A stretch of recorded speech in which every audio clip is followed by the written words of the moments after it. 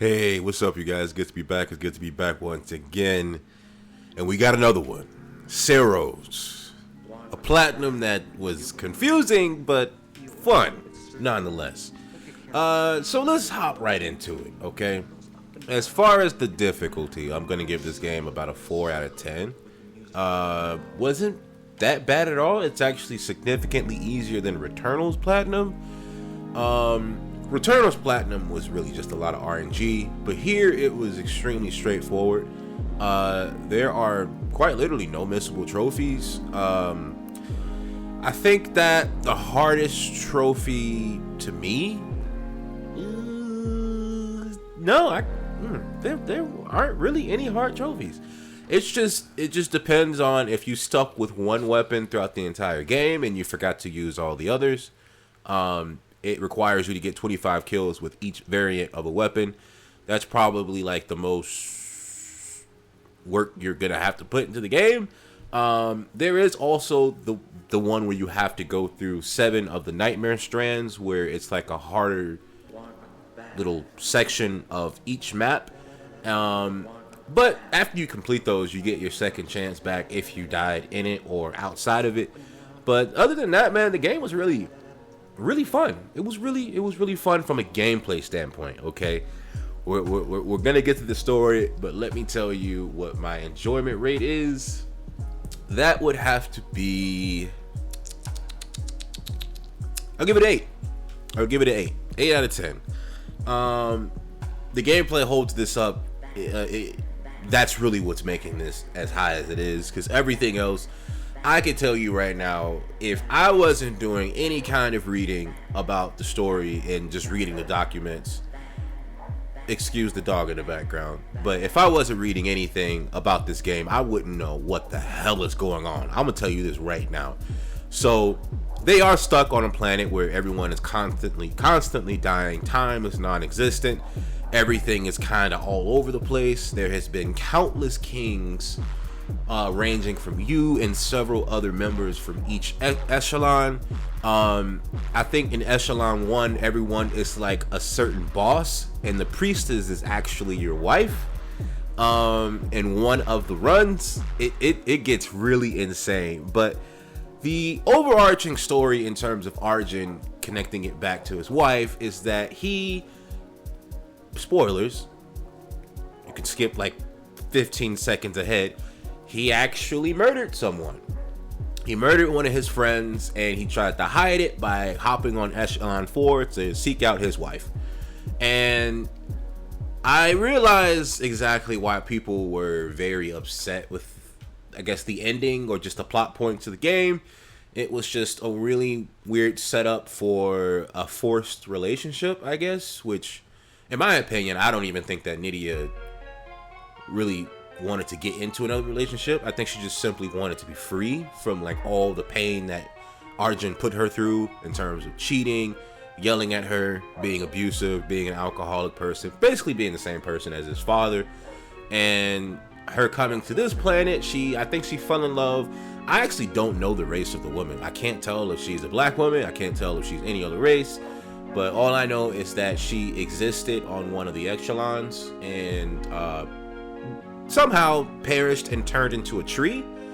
Also, she is kind of intact with your suit because I guess she moves in radio frequencies, so she's able to tap into your suit to get you to stop trying to chase Nydia, because she's in love with her or whatever the case. But yeah, other than that, man, the game's story was really weird from start to finish. I don't think there was any point in the story where I felt like I was comfortable. I knew exactly what the hell was going on. Still, to this day, don't know what the hell happened in that game. But I think that in terms of like the bosses, I think there are like 7 different bosses. Wait, 1, 2, 3, 4, 5, 6, 7, 8. I think there's 8 to 9 different bosses. My favorite boss would actually have to be the priestess. That was the most, like, it was just a really good fight. It reminded me of the nightmare boss from Returnal 1. I think that's what the boss name was.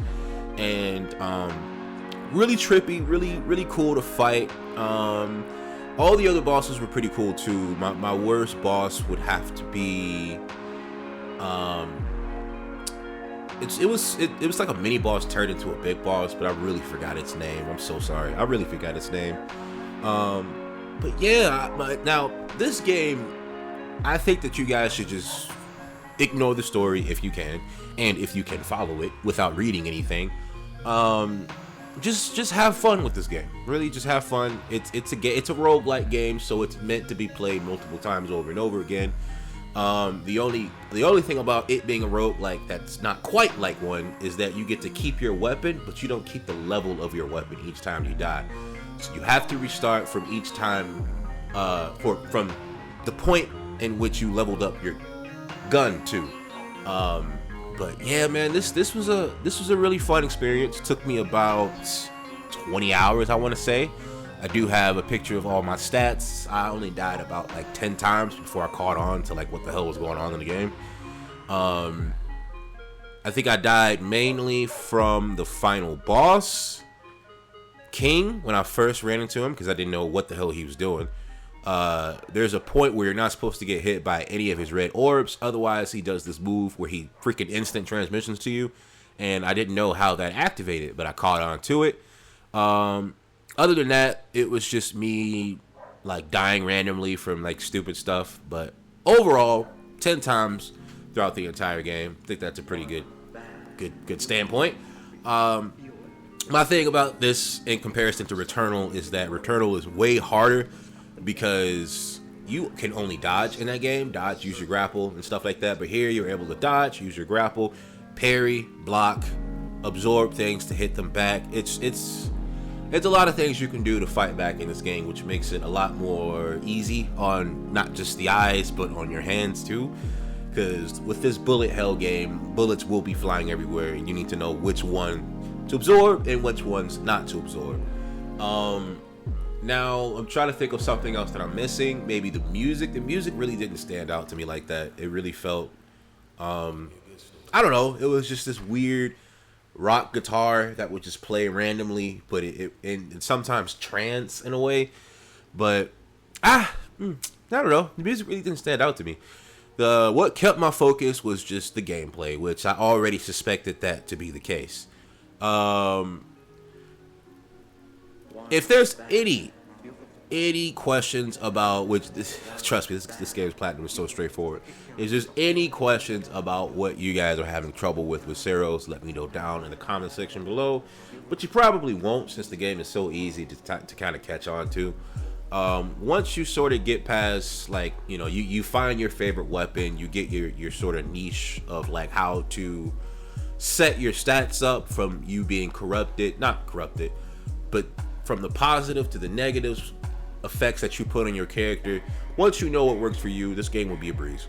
So yeah, just let me know down in the comment section below how you guys feel about the game as well, and give the video a like or a dislike. It's to your liking as always. Hype this video up too, man. Give me a hype, please. I appreciate that. And as always, hit your boy up with that subscribe, because I need that. Peace.